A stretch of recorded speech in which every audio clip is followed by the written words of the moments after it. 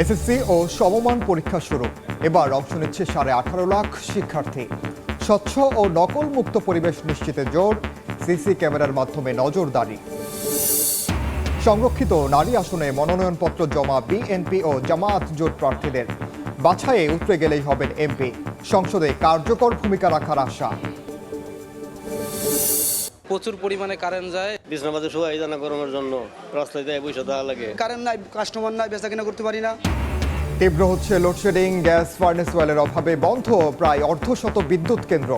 কয়লা ঘাটতিতে উৎপাদন অর্ধেকে নেমেছে দুটি বড় কেন্দ্রের। সংকট বাড়ার শঙ্কা। এবং হুমকির মুখে যুক্তরাষ্ট্রের সঙ্গে বৈঠক নয়, সাফ জানালো ইরান। হরমুজে অবরোধ চলবেই বললেন ট্রাম্প। যে ডিফেন্স পাকিস্তানের পথে নন, ওয়াশিংটনে আছেন দাবি রয়টার্সের।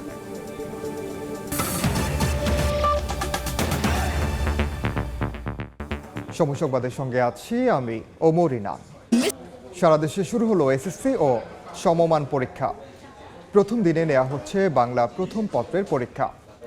পরীক্ষার শুরুর আগেই সকাল থেকে বিভিন্ন কেন্দ্রে ভিড় করতে দেখা যায় শিক্ষার্থীদের।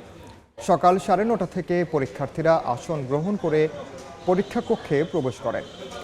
সকাল 10টায় শুরু হয় পরীক্ষা, চলবে দুপুর 1টা পর্যন্ত। সারা দেশে 30,666টি শিক্ষা প্রতিষ্ঠানের শিক্ষার্থীরা 3,885টি কেন্দ্রে পরীক্ষা দিচ্ছে। এবার অংশ নিচ্ছে 18,57,000 শিক্ষার্থী।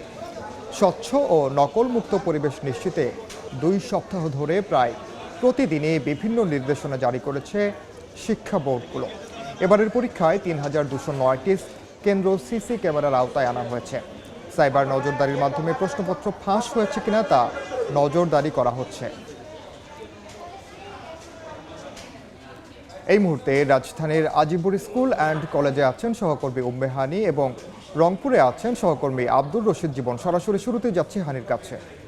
পরীক্ষা শুরু হয়েছে এবং এখন যদি দেখি যে ঘড়ির কাঁটায় আসলে 12টা বেজে গেছে, অর্থাৎ আর 1 ঘন্টা পরেই কিন্তু বেলা 1টা নাগাদ আসলে যে এসএসসি সমান পরীক্ষা শুরু হয়েছিল সেটি আসলে প্রথম দিনের যে বাংলা প্রথম পত্রের যে পরীক্ষা সেটি আসলে শেষ হবে। এবং একটু বলে রাখি যে এখন কিন্তু আসলে এখানে দেখতেই পাচ্ছেন যে অভিভাবকরা তাদের সন্তানদের জন্য অপেক্ষা করছেন যে তারা আসলে পরীক্ষা দিচ্ছে, তারা সেখান থেকে কীরকম পরীক্ষা দিবে এবং কতটুকু আশা পূরণ হবে সেটির জন্য আসলে অপেক্ষা করছেন। এবং অভিভাবকদের সাথে আমরা কথা বলেছি, তারা কিন্তু আমাদেরকে বলেছেন যে আজ কিন্তু তেমন কোনো অনাকাঙ্ক্ষিত ঘটনার কোনো খবর আসেনি।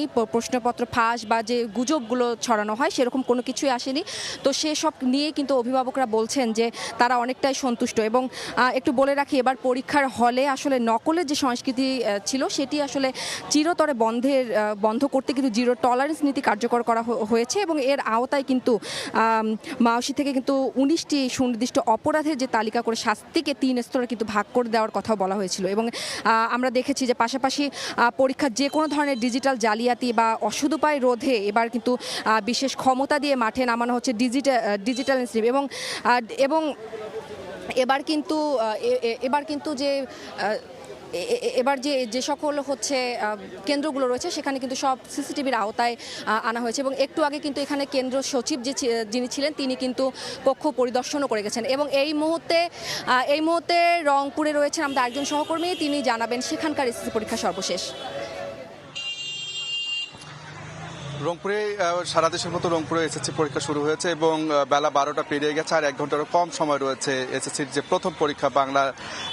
1 ঘন্টারও কম সময়ের মধ্যেই পরীক্ষা শেষ হবে। এবং আমরা দেখছি এই মুহূর্তে কেন্দ্রের বাইরে কিন্তু অসংখ্য অভিভাবক তারা কিন্তু উৎকণ্ঠা নিয়ে অপেক্ষা করছেন। এবং বলে রাখি, এবারে দিনাজপুর শিক্ষা বোর্ডের অধীনে কিন্তু প্রায় 1,82,000 শিক্ষার্থী কিন্তু পরীক্ষা দিচ্ছেন এবং 283টি পরীক্ষা চলছে। এবং রংপুরের কথা যদি বলি, রংপুরে 84টি ভোট কেন্দ্রে পরীক্ষা দিচ্ছে পরীক্ষার্থীরা এবং এখন পর্যন্ত কোথাও কোনো অপ্রীতিকর ঘটনা পাওয়া যায়নি। এবং জেলা প্রশাসন এবং শিক্ষা বিভাগ যেটি বলছে যে এবারের পরীক্ষার্থীরা যেন নির্বিঘ্নে আসতে পারে, সে কারণে জেলা পুলিশ এবং ট্রাফিক বিভাগকে তারা আসলে বলে রেখেছেন, যে কারণে এবারে কিন্তু পরীক্ষার্থীরা নির্বিঘ্নে আসতে পেরেছে, পরীক্ষায় অংশগ্রহণ করতে পেরেছে। এবং আমরা দেখেছি সকাল 9:30টার আগেই কিন্তু পরীক্ষার্থীরা এসেছেন, পরীক্ষায় অংশগ্রহণ করেছেন। কোথাও কোনো অপ্রীতিকর ঘটনা ঘটেনি এবং যেন কোনো ঘটনা না ঘটে সেজন্য কিন্তু 15টি 15টি ভিজিলেন্স টিম রয়েছে, 28 জন ম্যাজিস্ট্রেট রয়েছে এবং একই সাথে জেলা প্রশাসনের পক্ষ থেকে বলা হচ্ছে যে প্রতিটি কেন্দ্রে একজন করে ট্যাগ অফিসার রয়েছে। যখনই কোনো অপ্রীতিকর ঘটনা ঘটবে তখনই যেন সব ধরনের ব্যবস্থা নেওয়া যায়, সেই কারণে কিন্তু ব্যবস্থা নেওয়া হয়েছে এবং পরীক্ষা কিন্তু চলছে, একটাই শেষ হবে, একটা শেষ হওয়ার পরেই কিন্তু আসলে জানা যাবে। যদিও অভিভাবকরা বলছেন যে এবারের যারা পরীক্ষার্থী তারা আসলে নানা প্রতিকূলের মধ্য দিয়ে কিন্তু পরীক্ষা দিচ্ছেন, তাদের সিলেবাস অনেকবার চেঞ্জ করা হয়েছে, কারিকুলাম চেঞ্জ করা হয়েছে, সব মিলে তারা বলছেন যে তারা উৎকণ্ঠায় রয়েছেন। পরীক্ষা শেষ হলেই তারা বলতে পারবেন তাদের যে সন্তানরা তারা আসলে কেমন পরীক্ষা দিল। তো সব মিলে এই ছিল রংপুর থেকে সবশেষ।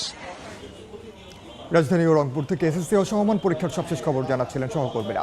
অন্য প্রসঙ্গ, সংরক্ষিত নারী আসনে মনোনয়নপত্র জমা দেওয়ার শেষ দিন আজ। মনোনয়নপত্র জমা দিচ্ছেন বিএনপি ও জামায়াত জোটের প্রার্থীরা। এই মুহূর্তে ইসিতে আছেন সহকর্মী সাইফুল রুদ্র, সবশেষ খবর জানবো তার কাছে। রুদ্র,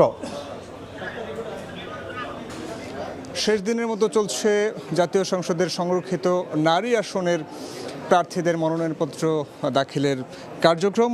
মঙ্গলবার অর্থাৎ আজ সকাল থেকে এই কার্যক্রম শুরু হয়েছে আগারগাঁওয়ের নির্বাচন কমিশন ভবনে।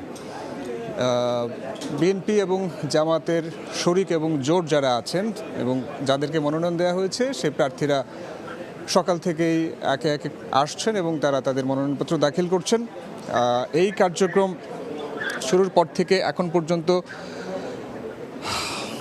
জামায়াতের সহকারী সেক্রেটারি জেনারেল হামিদুর রহমান আজাদের নেতৃত্বে এনসিপি, জাকপা এবং খেলাফত মজলিস সহ তাদের 11 দলীয় জোটের যে অন্যান্য প্রার্থীরা আছেন তারা সমন্বিতভাবে এসেছেন এবং সিনিয়র সচিব আক্তার আহমেদের সভাপতিত্বে এই কার্যক্রম শুরু হওয়ার পরপর তারা তাদের মনোনয়নপত্র দাখিল করেন এক এক করে। পাশাপাশি বিএনপি মনোনীত নরসিংদী 4 আসনে সংরক্ষিত নারী আসনের প্রার্থী সেলিনা সুলতানা, নিশিতা সহ এবং অন্যান্য যারা আছেন তারাও এক এক করে মনোনয়নপত্র দাখিল করেছেন। এখানে উল্লেখযোগ্য বলে রাখি যে জুলাই শহীদ জাবির ইব্রাহিমের মা রোকেয়া বেগমকে মনোনয়ন দিয়েছেন জামায়াত ইসলামের পক্ষ থেকে দেওয়া হয়েছে। তো আমার কাছে এই ছিল নির্বাচন কমিশন ভবন থেকে সবশেষ তথ্য। পরবর্তীতে যে কোনো আপডেট আসলে আমরা আবার জানানোর চেষ্টা করব। সরাসরি যুক্ত ছিলাম নির্বাচন কমিশন কার্যালয়ে। জ্বালানি সংকটের খবর। জ্বালানি সংকটে তীব্র হচ্ছে লোডশেডিং। গ্যাস, ফার্নেস অয়েলের অভাবে বন্ধ প্রায় অর্ধশত বিদ্যুৎ কেন্দ্র। চাহিদার বিপরীতে বিদ্যুৎ ঘাটতি কখনো কখনো দাঁড়াচ্ছে প্রায় 2000 মেগাওয়াটে। বিদ্যুৎ বিভাগ বলছে কয়লা ভিত্তিক কেন্দ্রের সর্বোচ্চ ব্যবহারের মাধ্যমে পরিস্থিতি সহনীয় রাখার চেষ্টা চলছে। সাইফুল ইসলামের ছবিতে ফারুক ভুইয়া রবিনের রিপোর্ট। রাজধানীর খুব কাছেই সাফারের চানগাঁও।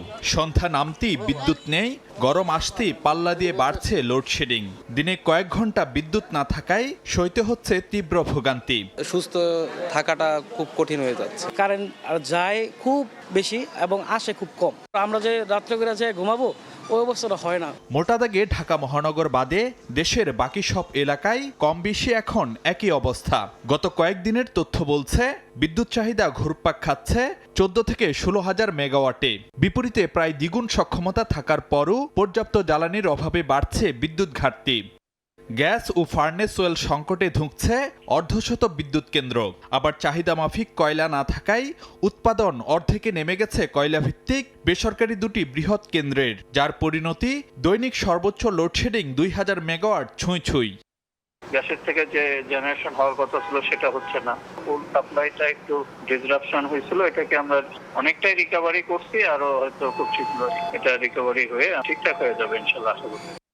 বিশেষজ্ঞরা বলছেন চলতি মৌসুমে পরিস্থিতি সহনীয় রাখতে পূর্ণ সক্ষমতায় চালাতে হবে কয়লাভিত্তিক বিদ্যুৎ কেন্দ্রগুলোকে। কয়লাভিত্তিক বিদ্যুৎ কেন্দ্র কিন্তু আমরা কোনো বছরেই সম্পূর্ণ ব্যবহার করি নাই, তো এই বছর আমরা করি। তো সরকারের হাতে কিছু জিনিসপত্র আছে, কিন্তু এটা ঠিকভাবে ব্যবহার করতে হবে ঠিক সময়ে। লোডশেডিং করতে হলে গ্রাম ও শহরের মধ্যে ভারসাম্য রাখারও পরামর্শ বিশেষজ্ঞদের। গ্রামের মানুষ অধিকাংশ সময় বিদ্যুৎ বঞ্চিত থাকে, তাদের বিদ্যুৎ লাগে সন্ধ্যার সময়, অথচ তারা বিদ্যুৎ পায় না।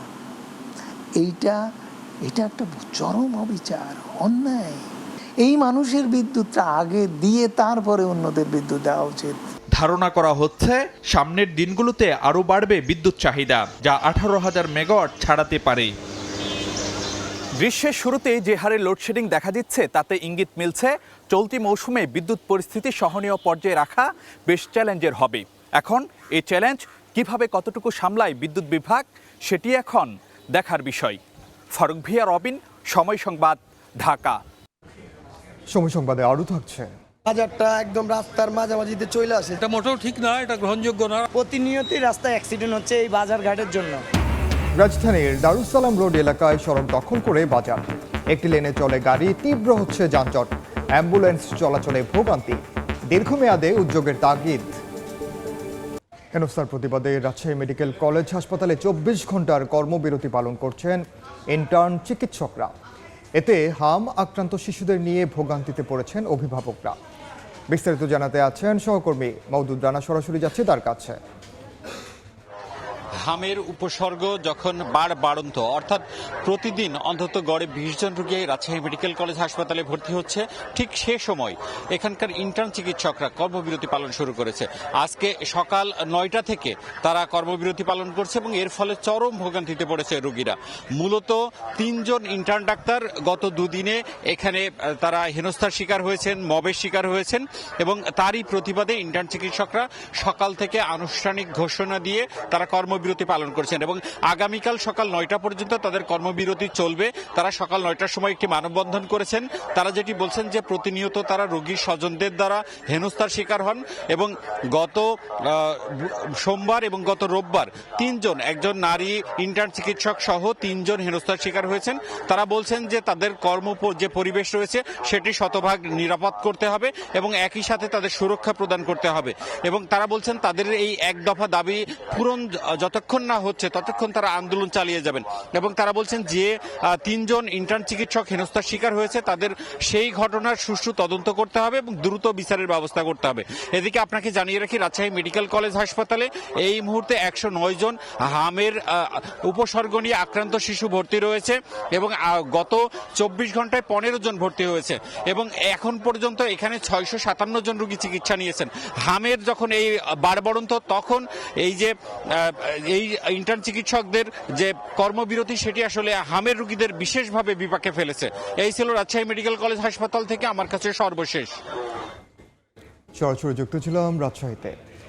হাম সংক্রমণ নিয়ন্ত্রণে এরই মধ্যে 26.5 লাখ শিশুকে টিকা দেওয়া হয়েছে বলে জানিয়েছেন প্রধানমন্ত্রীর তথ্য ও সম্প্রচার উপদেষ্টা ডাক্তার জাহিদুর রহমান। সকালে সচিবালয়ে ব্রিফিংয়ে আরও জানান, দেশে বর্তমানে 1,22,633 মেট্রিক টন ডিজেল মজুত রয়েছে। 5 এপ্রিল থেকে 20 এপ্রিল পর্যন্ত 26,50,39 জন শিশু টিকা পেয়েছে। 6 মাস থেকে 59 মাস বয়সীদের প্রায় 1,80,00,000 শিশুকে টিকা প্রদান করা হবে। ডিজেল 1,22,633 মেট্রিক টন আমাদের এখানে মজুদ আছে। Octane 27,602 metric ton, petrol 18,454 metric ton, jet fuel 21,382 metric ton. মজুদের খুব বড় সংকট নেই, সাপ্লাইয়েরও খুব বড় সংকট নেই, আরও জাহাজ আসছে। সংকটটা আসলে আমাদের চাহিদা ভীতি অথবা ব্যবসা। নওগাঁয় বাবা মা ও 2 শিশু সন্তানকে গলা কেটে হত্যা করেছে দুর্বৃত্তরা। এই মুহূর্তে ঘটনাস্থলে আছেন সহকর্মী এমআর রকি। সবশেষ খবর জানতে সরাসরি যাচ্ছি তার কাছে। গেল রাত ঠিক 2 থেকে 2:30টার দিকের এই ঘটনা। স্থানীয় থানা পুলিশ বলছে তারা প্রথম দিকে খবরটি পান। খবর পাওয়ার পরে এই মুহূর্তে লাশের যে সুরতহাল ময়না তদন্ত, প্রাথমিকভাবে তারা একটা অনুসন্ধান করছেন এই ঘটনার নেপথ্যের কারণ কি। তবে আমরা এখানে দেখছিলাম এই ঘটনার যে নেপথ্য, পারিবারিক কিছুটা বিরোধ, সেই সাথে ডাকাতির বেশ কিছু আলামতও এখানে আমরা লক্ষ্য করেছিলাম। গেল সপ্তাহে যিনি মারা গিয়েছেন হাবিবুর রহমান গরু বিক্রি করেছিলেন প্রায় 2.5 লাখ টাকা দিয়ে, সেই টাকা লুট করা হয়েছে। বাসায় যে সোনা দানাগুলো ছিল সেই সোনা দানা লুট করা হয়েছে এবং সব মিলে ডাকাতির সঙ্গে পারিবারিক একটা বিরোধের বিষয় এখানে উঠে আসছে এবং এখানে ভুক্তভোগীর স্বজনরা অভিযোগ করছেন দীর্ঘদিন ধরে একটি পারিবারিক ভাবে তাদের জমি জমানে বিরোধ চলছিল এবং বিরোধকে কেন্দ্র করেই উভয় পক্ষেরই মামলা মোকদ্দমা রয়েছে। সেই মামলা মোকদ্দমার জের ধরে যিনি মারা গেছেন হাবিবুর রহমান সবসময় তাকে হত্যার হুমকি দেওয়া হচ্ছিল। এই বিষয়গুলোকে অনুসন্ধানের মাধ্যমে প্রকৃত কারণ খতিয়ে দেখছেন স্থানীয় থানা পুলিশ এবং ক্রাইম সিনের এই মুহূর্তে তদন্ত টিম রয়েছে এবং সব মিলে তদন্ত করে পুলিশ বলছে যে তারা প্রাথমিক যে আলামত তাতে যেহেতু মালামাল লুট হয়েছে এবং একেবারে যিনি মারা গেছেন 2 শিশু রয়েছে, এক শিশুর বয়স 2.5-3 বছর যার নাম সাদিয়া এবং 10 বছরের এক কিশোর রয়েছে পারভেজ নাম এবং স্ত্রী পপি এবং তাদের গৃহকর্তা হাবিবুর রহমান। 4 জনকে আসলে নৃশংসভাবে গলা কেটে হত্যা করা হয় এবং হত্যার পর 4 জনকে বিচ্ছিন্নভাবে কিন্তু ঘরের এক একজনকে এক এক জায়গায় রাখা হয়েছে এবং এই পরিস্থিতিতে আমরা এখানকার যারা ভুক্তভোগী তারা বলছেন যে এই লোমহর্ষক ঘটনা একদিকে অসংখ্য প্রশ্নের তৈরি হয়েছে, সেই সাথে ঘটনার প্রকৃত তদন্ত খতিয়ে দেখে দোষীদের কিন্তু আইনের আওতায় নেওয়ার তারা দাবি করছেন। এই ছিল নওগাঁর নিয়ামতপুর বাহাদুরপুর গ্রামে 4 হত্যাকাণ্ডের ঘটনার খবর আমার কাছে। সরাসরি যুক্ত ছিলাম নওগাঁর নিয়ামতপুরে। জামায়াতের এমপি আমির হামজার বিরুদ্ধে গ্রেফতারি পরোয়ানা জারি করেছেন সিরাজগঞ্জ জেলা জজ আদালত। এই প্রথম ত্রয়োদশ সংসদের কোনো সদস্যের বিরুদ্ধে গ্রেফতারি পরোয়ানা জারি করা হয়েছে। চলতি বছর এক অনুষ্ঠানে বক্তব্য দেওয়ার সময় জ্বালানি মন্ত্রীকে নাস্তিক ও ইসলাম বিদ্বেষী বলে মন্তব্য করেন আমির হামজা। পরে এ নিয়ে তার বিরুদ্ধে মানহানির মামলা করেন সিরাজগঞ্জ জেলা জজ আদালতের অতিরিক্ত public prosecutor Humayun Kabir. 2রা April আদালতে হাজির হতে আমির হামজার বিরুদ্ধে সমন জারি করা হয়, কিন্তু তিনি হাজির না হওয়ায় মঙ্গলবার এই আদেশ দেন বিচারক। সময় সংবাদে আরও থাকছে। দক্ষিণ আফ্রিকায় 11 দিনের ব্যবধানে একই এলাকায় আবারও বাংলাদেশিকে হত্যা। ব্যবসা প্রতিষ্ঠানে ঢুকে গুলি চালায় দুর্বৃত্তরা, গ্রেফতার হয়নি কেউ, আতঙ্কে প্রবাসীরা। এবার বাণিজ্যের সংবাদ।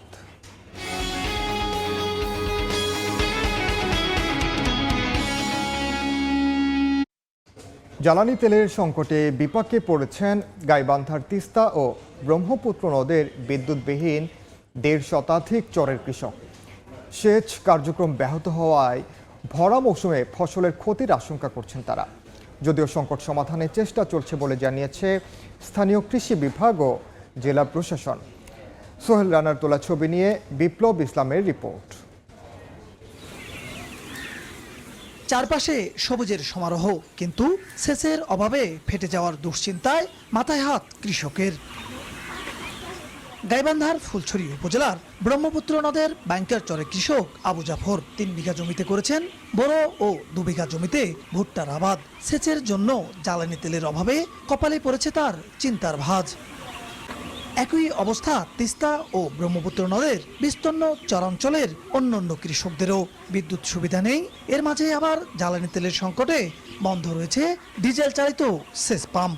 এজন্য বেশ কয়েকটি জমিতে দেখা দিয়েছে ফাটল, নষ্ট হয়ে যাচ্ছে ফসল। তেল পাচ্ছি না, আমার আবাদ নষ্ট হয়ে যাচ্ছে। 160 টাকা লিটার তেল, তাও আমরা পাচ্ছি না। সারাদিন গত আসে লাগে লাইন ধরি, তেল নেওয়া লাগে 2 লিটার 3 লিটার করি। কি পরিমাণ ডিজেলের চাহিদা সেটা আমরা অলরেডি নিরূপণ করেছি এবং আমাদের ঊর্ধ্বতন কর্তৃপক্ষকে জানিয়েছি। কৃষি ডিপার্টমেন্টের রিলেটেড অফিসার স্টাফদেরকে আমরা প্রতিটা ফিলিং স্টেশনে আমরা দায়িত্ব দিয়েছি, যাতে প্রকৃত কৃষক কেউ যেন এই ডিজেল প্রাপ্তি থেকে বঞ্চিত না হয়। চলতি বছর জেলায় 1,29,000 20 হেক্টর জমিতে বোরো ধান এবং 17,825 হেক্টর জমিতে ভুট্টা সহ বিভিন্ন ফসলের আবাদ হয়েছে।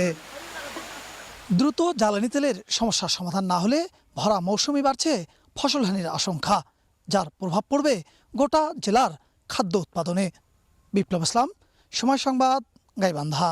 রাজধানীর মিরপুর গাবতলী সড়কের দারুসালাম রোড এলাকায় প্রধান সড়কের 2/3 দখল করে চলছে অবৈধ বাজার। মাত্র একটি লেনে গাড়ি চলাচলে তৈরি হচ্ছে তীব্র যানজট। ফুটপাত ও সড়ক দখলের সঙ্গে শত কোটি টাকার অনৈতিক স্বার্থ জড়িত মন্তব্য করে নগর পরিকল্পনাবিদ বলছেন প্রয়োজন দীর্ঘমেয়াদী পরিকল্পিত পদক্ষেপ। ওমর ফারুক ও সাইফুল ইসলামের ছবিতে দিন মোহাম্মদ সাব্বিরের রিপোর্ট।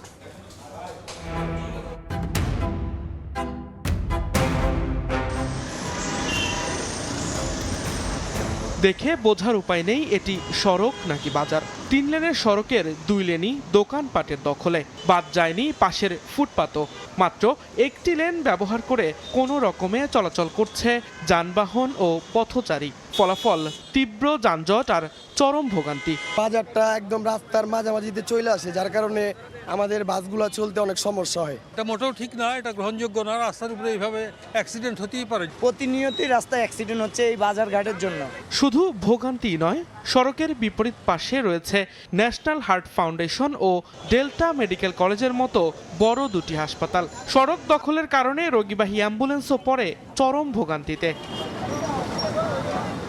কার ছত্রছায়ায় চলছে এই বাজার, এমন প্রশ্নে ব্যবসায়ীরা দায় এড়িয়ে বলেন, এখানে কারো নিয়ন্ত্রণ নেই। বাজারটা কেউ চালায় না, এই বাজারটা যার যার দায়িত্ব নিয়ে, যার যার ক্ষমতা নিয়ে সে করতেছে। বাজারটির বৈধতা আছে কিনা তা জানতে সিটি কর্পোরেশনের আঞ্চলিক কার্যালয়ে গিয়ে জানা যায়, সড়ক দখল করে গড়ে ওঠা বাজারটির কোনো অনুমোদন দেয়নি সিটি কর্পোরেশন।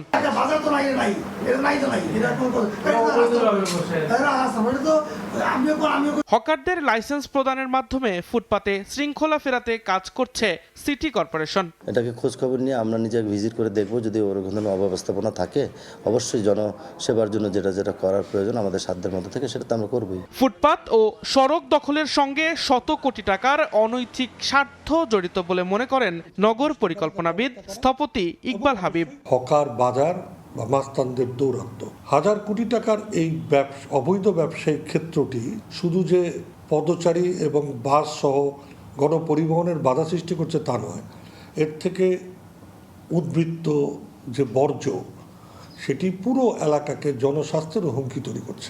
পরিকল্পিত পদক্ষেপ ছাড়া সাময়িক অভিযানে এই সংকটের স্থায়ী সমাধান সম্ভব নয়, এমনটাই মত এই নগর পরিকল্পনাবিদের। দিন মোহাম্মদ সাব্বির, সময় সংবাদ, ঢাকা। দেশের বাইরের খবর। ইরানের সঙ্গে আলোচনায় অংশ নিতে মার্কিন প্রতিনিধি দলের পাকিস্তানে রওনা দেওয়ার খবর উড়িয়ে দিয়েছে Reuters. Vice president JD Vance সহ সবাই ওয়াশিংটনে অবস্থান করছেন বলে দাবি বার্তা সংস্থাটি। এর আগে মার্কিন প্রেসিডেন্ট ডোনাল্ড ট্রাম্প বলেন, চুক্তি না হলে যুদ্ধ পুনরায় শুরু হতে পারে, তবে অবরোধ প্রত্যাহার ছাড়া কোনো আলোচনায় যাবে না তেহরান। এদিকে অবরোধ উপেক্ষা করেই হরমুজ প্রণালী পার হচ্ছে ইরানের পতাকাবাহী জাহাজ, এমনটাই দাবি দেশটির গণমাধ্যমের। চ্যাম্পিয়ন্স লিগের হারের ক্ষত ভুলে রাতে মাঠে নামছে স্প্যানিশ জায়ান্ট রিয়াল মাদ্রিদ। লা লিগায় লস ব্লাঙ্কোসের প্রতিপক্ষ দেপোর্তিভো আলাভেস। সান্তিয়াগো বার্নাব্যুতে ম্যাচ শুরু রাত 1টায়। এই ম্যাচ দিয়ে জয়ে ফিরতে মরিয়া ভিনি এমবাপেরা। লা লিগায় জিরোনার বিপক্ষে ড্রয়ের পর ইউসিএলে বায়ার্ন মিউনিখের বিপক্ষে হেরে অনেকটা চাপে Real coach Alvaro Arbeloa. League শিরোপার রেসে টিকে থাকতে এই ম্যাচে জয় ছাড়া আর কোনো পথ খোলা নেই মাদ্রিদের সামনে। ইনজুরি মুক্ত না হওয়ায় এই ম্যাচেও নিয়মিত গোল রক্ষক থিবো কর্তোয়াকে পাচ্ছে না রিয়াল কোচ। সময় সংবাদের শীর্ষ সংবাদগুলো জানিয়ে দিচ্ছি আরেকবার। এসএসসি ও সমমান পরীক্ষা শুরু। এবার অংশ নিচ্ছে 18.5 লাখ শিক্ষার্থী। স্বচ্ছ ও নকলমুক্ত পরিবেশ নিশ্চিতে জোর, সিসি ক্যামেরার মাধ্যমে নজরদারি। প্রচুর পরিমাণে কারেন্ট যায়, আমাদের সুবিধা করানোর জন্য রাস্তায় বসে দেওয়া লাগে। কারেন্ট নাই, কাস্টমার নাই, বেচা কিনা করতে পারি না। তীব্র হচ্ছে লোডশেডিং। গ্যাস ফার্নেস অয়েলের অভাবে বন্ধ প্রায় অর্ধশত বিদ্যুৎ কেন্দ্র। কয়লা ঘাটতিতে উৎপাদন অর্ধেকে নেমেছে দুটি বড় কেন্দ্রের, সংকট বাড়ার শঙ্কা। এবং নওগাঁয় নিজ ঘরে বাবা মা ও 2 শিশু সন্তানকে গলা কেটে হত্যা, রক্তাক্ত মরদেহ উদ্ধার, স্বজনদের আর্তনাদ। জড়িতদের শনাক্তে মাঠে আইন শৃঙ্খলা বাহিনী।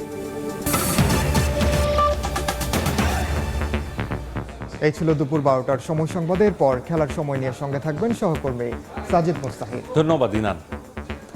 খেলার সময় নিয়ে আসছি কিছুক্ষণ পর, সঙ্গেই থাকুন সময়ের।